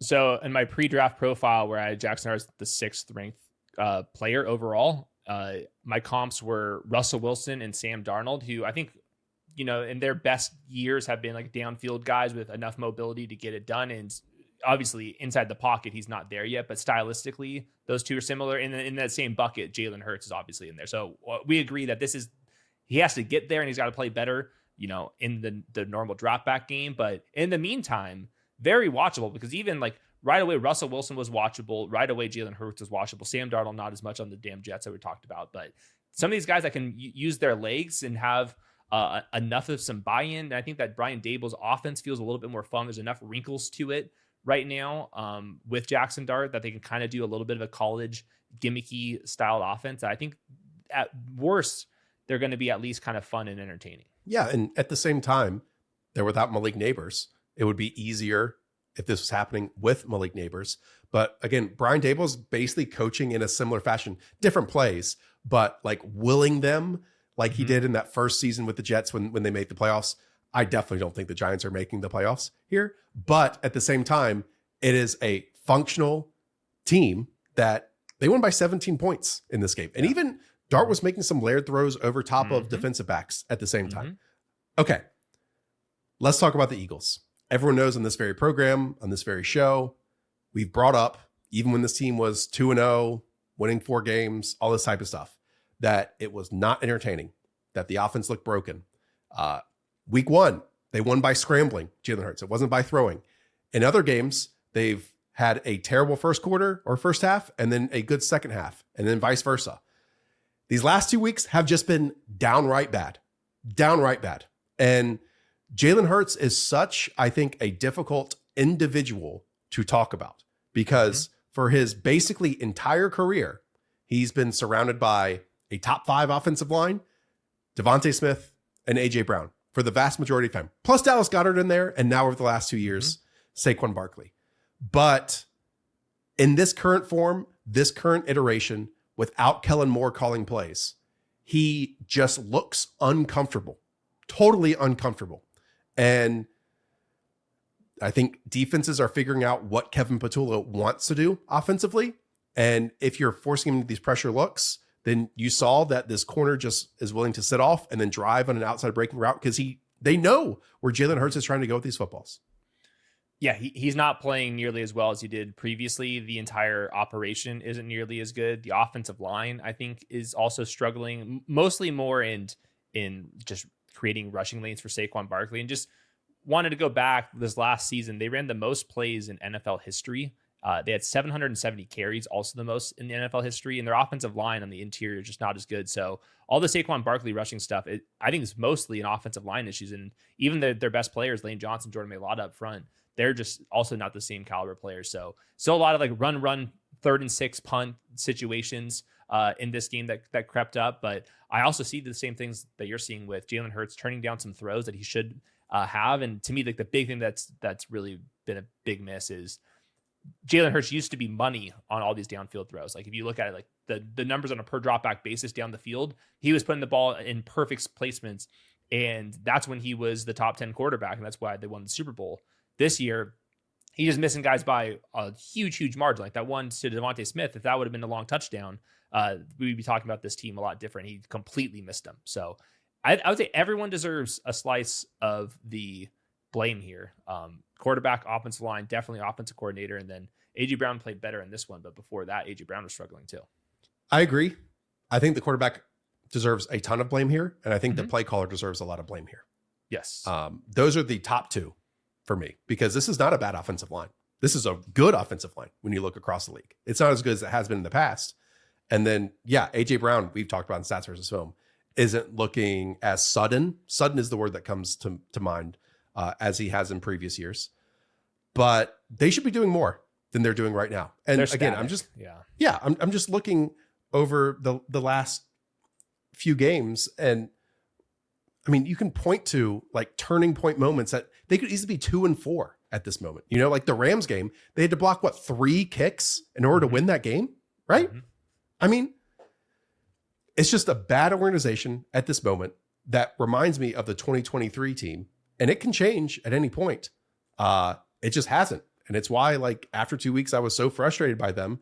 And now it's like coming into fruition in terms of the win-loss record and on-field display. And the same time on the defense, like the defense fell off a cliff when no Jalen Carter and no Quinton Mitchell, which makes sense, but it shows how much of a cliff they fell off without those 2 guys. Yeah, they lost a lot of bodies, just starters over the last couple of months on defense, and they're paying the consequences for that. And Jalen Carter just not played enough snaps for different reasons here. But last night on the offense, just they feel very like it's obvious what they're going to do in each situation. They run like the same couple of plays, out of the same exact formations. And it seems like there's just no creativity to the offense at all. And that's okay if you can get run blocking, but they're not run blocked well at all. They're actually below